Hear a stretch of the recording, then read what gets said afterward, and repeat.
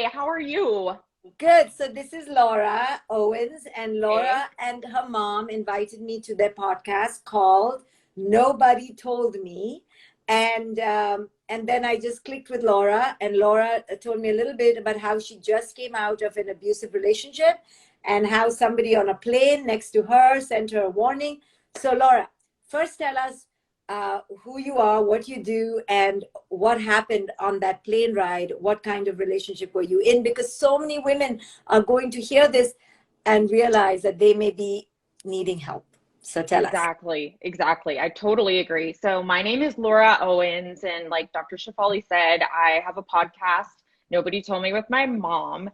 And a lot of that was started because of this abusive relationship that I was in. And I was desperately seeking the answers to why this was happening to me and why I was feeling the way that I was feeling. And so it was really helpful to have experts who were able to, kind of explain things. It was like a big therapy session for me, but hopefully it helped other people as well. And when I started the show, I definitely did not say anything about this abusive relationship.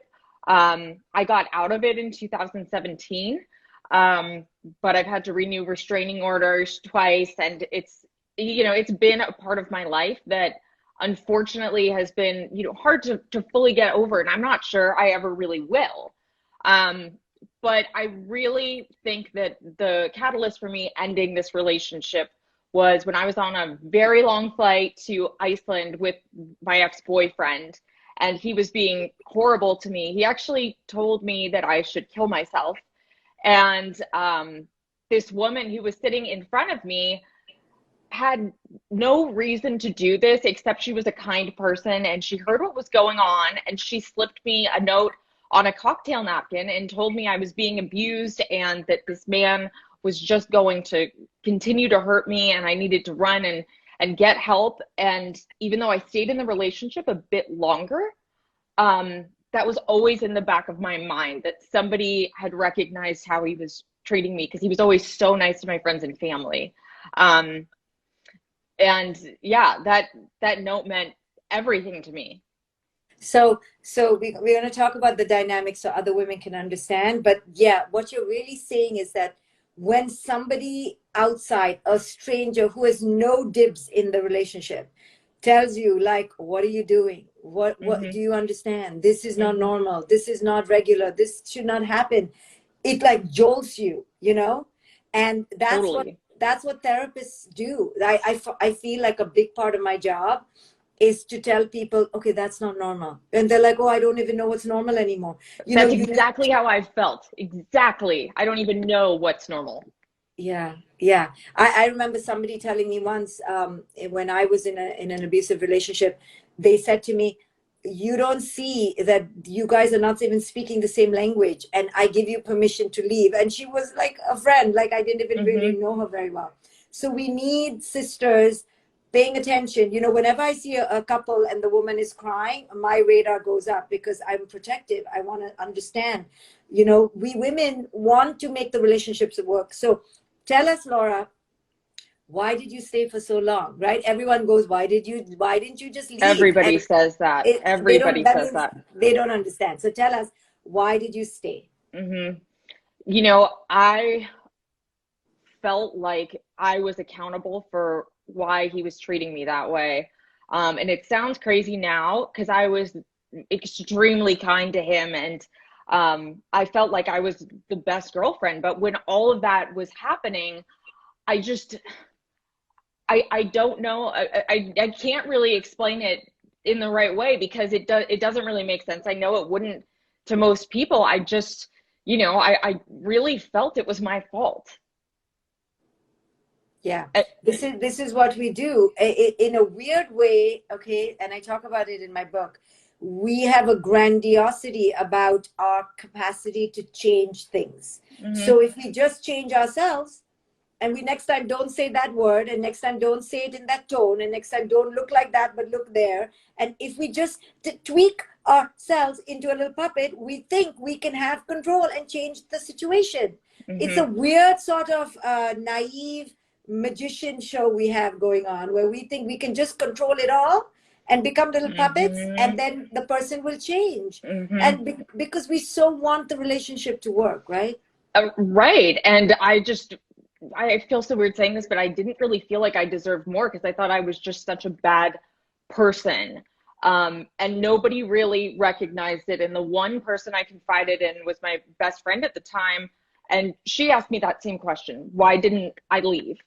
And she actually cut me off because she didn't understand it. And it was the worst thing she could have done. It was before I was on that plane with the stranger, and it made me feel awful and like I couldn't tell people what was really going on. And that's not the band of sisters that you talk about who are supportive and who feel like they can empower each other.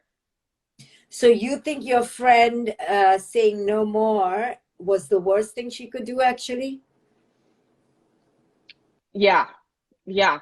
That, yeah, I do. Because I, I felt like when she was saying she didn't understand why I stayed, it was almost like she thought I was lying.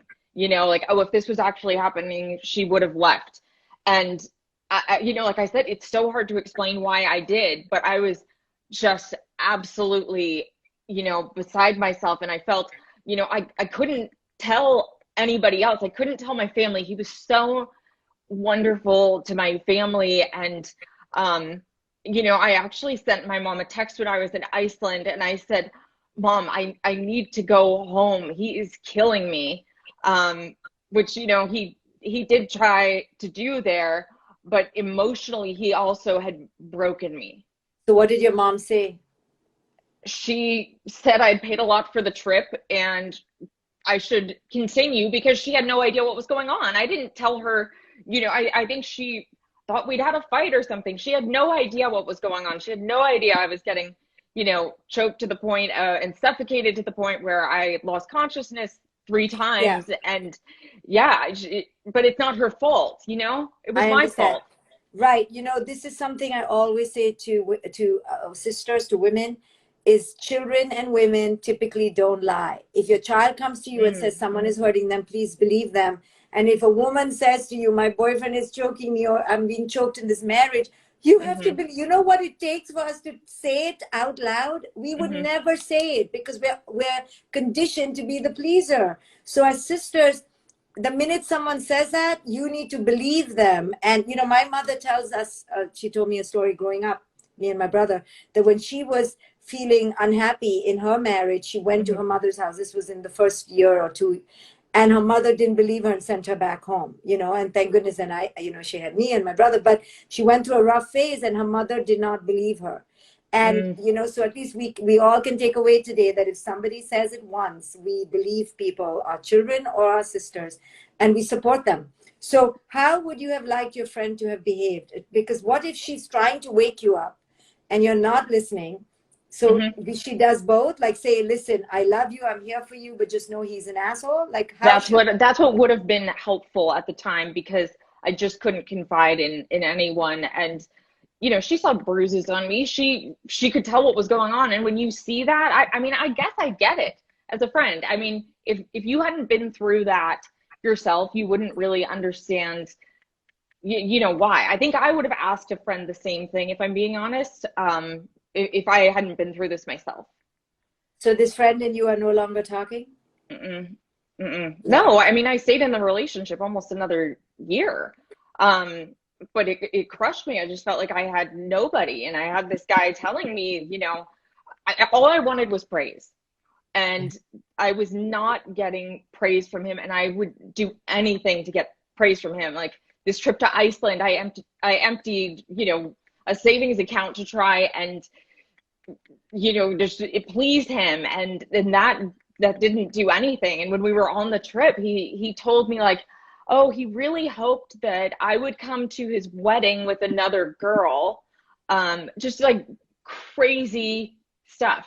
And, like the thought of saying that I didn't deserve that didn't really occur to me.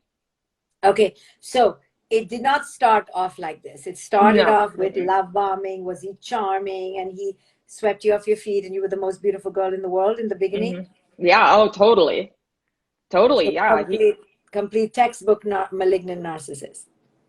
Yes, he was absolutely a narcissist, and I think he was a sociopath as well. I mean, he was just horrible to me, and I don't really recognize myself years later, because I have higher standards for myself now. Thank goodness I do, right? But So I think this is the hard thing, that it's every relationship starts off well. Otherwise, why would we continue? of And course. it's and I tell people, don't count on the first 6 months. Don't count on the first year. It's after the first year that you should start thinking about the relationship seriously, because nothing really shows up till then, because we're showing each other our best sides. We're hiding the parts of us that we're afraid the other will reject, and then the true self, in his case, that's his psychologically unhealthy self, shows up, and now you are already mired in the relationship, right? You were in love with him, so you were loyal. You wanted this to work. So let me ask you, when the first few times it began to happen, how did you just say, yeah, obviously he's treating me like this because I'm stupid, or obviously he's treating me like this because I'm ugly? I mean, he used to call you ugly, right? Oh, he called me ugly all the time. I think he mentioned the first time that he did it, that it was something that really turned him on, and I was appalled when he said that. But he was nice to me. He was nice to me after, and I felt like, I mean, I was just shocked, and because I'd never had that happen to me before, but I also, just I wanted to please him, and then it just got worse and worse and worse. And I certainly wasn't wanting to go along with it then, and I just don't, yeah, like I've tried to block out all of the stuff that happened to me at that point, because, I think a part of me still takes some accountability for it, Right. So there's a difference between taking accountability for your allowing the abuse, yeah. versus taking accountability for the abuse. Okay. Like, so if somebody calls you stupid and you didn't say anything, it's not because you're stupid, it's because you didn't take action to stop the abuse. But you're making excuses for the abuse. Like, of course he called me stupid because I am stupid. Right. I've done that, I guess, I wish I hadn't said that. We women typically blame ourselves. If only I didn't say that. If only I didn't wear that. If only I didn't talk to my ex so much. If I didn't flirt so much. We blame ourselves, right? So we're looking to excuse the bad behavior through a reason. And the reason we give is ourselves. We did something wrong. That is where we go wrong. So taking accountability means, why did I allow myself to take blame? Why did I make excuses for the bad behavior? Right. So what should I have done when it first started, when, he first started to be, he was verbally abusive first? What should I have done so that it didn't go further? It's really hard, because the first time you're like, this is only because it was, a blue moon, and the stars weren't aligned. So you're not in awareness, you're in disbelief.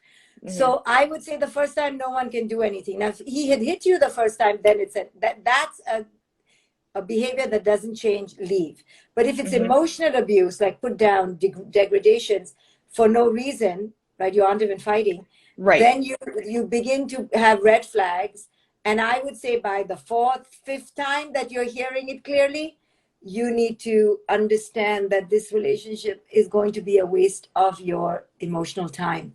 But it's very hard to pick up. That's what I was going to say. Why is it so hard to leave? Is it because they were just so good at the beginning? They were so good in the beginning, and they're good at the back and forth bullshit. They give you a rose, they throw 10 stones. They give you a rose, they throw 10 stones. And we women want to forgive. We're forgiving creatures in general. It's really hard to pick up. People always tell women, oh, you should have just left. I would never allow it. That's not fair to say to women. You know, it's Mm-hmm. these are master chess players who've come from a lot of abuse, who use and discard people whenever Mm-hmm. the person doesn't toe their line. These are classic narcissists. It is so hard to go against the narcissist, you know. And I invite women to come to talk to me, take my courses, because you should not feel ashamed for what happened to you. You were a victim of narcissistic abuse. And now I'm And a survivor. I'm not a victim. I don't yeah, feel like that anymore. you were a victim. And Yes. that's it. And it was not your fault. You Mm-mm. cannot keep going, why did I not leave? It's because you cannot believe that people are so sick, so Right. pathological. You Because you never haven't met been someone around like him. that. Exactly. I didn't know any better. And it's interesting too, because when I got out of the relationship, well, he started stalking me after the relationship ended. That was a whole nother story. But when I got out of it, I needed to take a full year to try and figure out who I was, because I didn't feel like I was ready to date. Um, and it was like I did have higher standards for myself, but I also like had no idea what made for a successful relationship. And now I know that it's, it's kindness, it's being loving, it's things that should be normal. I know. So looking back on your patterns, were you always a good girl and a people pleaser? Totally. That is exactly who I am, who I was, and everything. Yeah, yeah. I Yeah. grew up wanting not the crazy wedding and ring, but I wanted to be, I wanted to be somebody's wife and be a mother and everything. And I thought that you get that by being nice. I know. And that's the classic woman who falls prey to this. It was not your fault. It was going to happen because there are plenty of narcissistic men and there are plenty of sweet girls like you. So it's very easy for the match. And only life can teach us this. We can blame our mothers. Why didn't you tell me? Uh-uh. You have to go through this and you've survived it and you're a Oh yeah. victor. So you're okay now and you're helping so many other people through this. Look, you're here today, you're talking about it. Mm-hmm. But Mm-hmm. I think for people to understand, number one, if they are people pleasers and conflict avoiders, which is almost all women, almost, Mm-hmm. they are going to be taken advantage of by people who are predators. And narcissists are predators, but they're very charming predators. So they can be Mm-hmm. women or men, and they will take advantage of you. And so for you, one of the classes they should teach us in 10th grade is how to recognize a predator. And a Right. predator, God, they need to be teaching that. Seriously, more so than just about anything. I know how to create healthy boundaries, how to say no, how to walk away from a relationship. It's really, we don't learn these life skills in class. So, but I think for people, for themselves to know that they are people pleasers, they are going to attract more predatorial people who will just keep taking. So you have to know that about yourself for the next relationship and see how much you're getting back and pay attention moment by moment and Right. not be afraid to create boundaries in the moment. Mm-hmm. That's what we missed, right? Well, what kind of boundaries do I need to set? Because I feel like now dating, again, I want to be super nice because, the right guy deserves it, right? I mean, the right guy does. I can't, not every guy is the horrible boyfriend. They Good. do deserve it, but it's like I do have trouble setting boundaries. I don't know, when he's too quick to tell them I have feelings for them. It's confusing for me. It is very confusing. So I would suggest that, the best way to enter your next relationship is to enter as powerful as possible. Meaning, Mm-hmm. get in touch with your real power. Like, nobody's going to treat me badly. I don't need to get married. I don't need children. I don't need a man. Until you are complete in your psyche, you will fall prey to, I want this man. He'll Mm-hmm. make a nice father. He lives in a Mm-hmm. nice house. And that's when they have their claws on you, in Mm-hmm. you. So first you have to enter whole. Mm-hmm. And even then you could be mangled a bit, but you have to enter as whole as possible to be able to walk out without feeling like you left a piece of you with them. You Mm-hmm. are not here to be in a relationship to give your pieces away. You're Mm-hmm. here to be in a relationship where you both can be together in wholeness, Mm-hmm. right? We're not here to And you have to, so number one is be as whole as possible. Don't need children, don't need marriage, don't need a Yep. man. Only then you'll be okay to walk out. And I do feel like that. I've actually had fun not having a man because I've really discovered that I'm powerful and I can spend time on my own. I don't need a guy to entertain me. I can have so much fun. I also have dogs, which is helpful. But that's very good, because you should be able to walk away without need. So if you have your own money, you have your own job, you have your purpose, you have your own place to go, like a friend. You know, the thing that keeps people in abusive relationships is having nowhere else to go, having children, and having no money. Right. These are the standard three things that women, so be careful before you have children and before you get married, because you don't want to be in a situation where you're with the wrong person. That is where most women are tortured, right? So if you're without children, you're not married. So now enter as full as possible so you can leave at any point. And the second thing I would say is look at your tendency to please, look at your tendency to need praise. Because as long as you're hungry for that praise, you're going to overstep and overdo and over please for that praise. So how can you let go of your need to be the good one? Yeah, exactly. I mean, what do I do? Because I don't want to be mean. I mean, I still, I want but see how you love think, and everything. So being the good one, you think that, oh, I'm going to be mean. It's like we good girls don't know how to just be powerful. Right. But what I felt is like by continuing to blame him, and like I said, this really happened for a year. I just was thinking about it all the time, and I thought, I'm giving him the power because I'm thinking about him all the time, and that's on me. That really is on me. I write this here, that as long as you blame your ex, you will be betrothed to them. There's nobody to blame. You were too much of a people pleaser. You attracted a narcissist. It is the standard protocol in the world, okay? People pleasers attract narcissists. Done. You did it because you needed to give. You see, you needed to give, so you had to find somebody who needed to take. You weren't ready to be with someone where you received. You weren't ready to think of yourself as a queen. Now you have to work on thinking of yourself as a queen. And that you don't need a man for any complete or anybody. And I feel like I need to make, radical peace with who he was and who I was. And I need to forgive myself. And I really have forgiven myself because I know what he did wasn't right now. And I thought like the best way to get over it and, really get back at him is to be an advocate, right? Instead of being a victim. It's like, I want to help other girls because I didn't get that help. And I almost died because of it. And, I remember the last time he tried to suffocate me with a pillow, I truly thought to myself, I don't care if I die at this point because I'm just not worth it, Oh, and I feel like so brave. I you know what? And I can't even believe I'm saying that, and I've never admitted that because I know it doesn't make me look good or anything, but I'm sure somebody else could hear this and identify with it and see that there's light at the end of the tunnel and they're going to be okay. And that was what I wanted to hear. I wanted my band of sisters. I know. Well, now you've created this podcast and now, see what you're doing on my IG live 2 days later. But here's the thing. You don't want to say you were suffocated by a pillow because you're like, how stupid you sound, right? You're like, people are going to think I was so stupid. Let me tell you, and this is what I said on your podcast too, like, what do you want people to what nobody told me what? Like, what do you wish somebody had told you? You had such great ones. Yeah, but this is what I was connected to what you just said.